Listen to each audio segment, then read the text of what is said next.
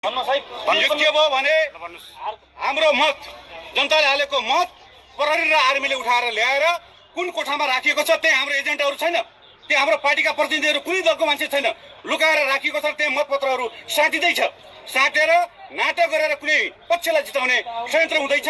त्यसमा हाम्रो घोर आपत्ति छ।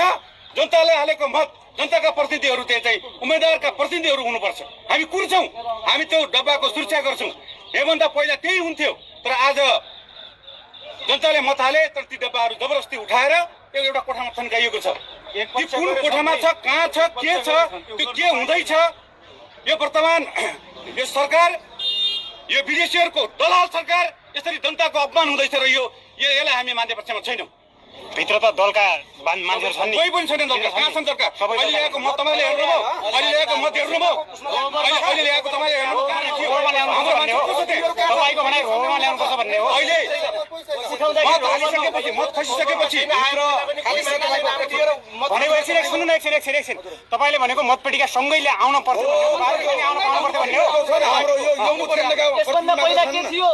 पहिला त्यही थियो जुन ठाउँबाट उहाँहरूले अहिले मत सङ्कलन गरिरहनु भएको छ, त्यो मत सङ्कलन गर्ने बेलामा हाम्रो दलका प्रतिनिधिहरू पनि त्यो मत पेटिकासँगै आउनु पाउनु पर्यो।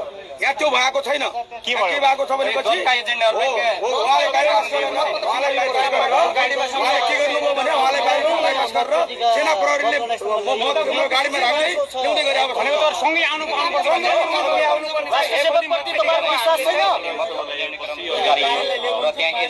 मत जनताले हाल्ने अनि मत पेटिका सेना लिएर जाने हाम्रो पार्टीको प्रतिनिधि नहुने हुन्छ?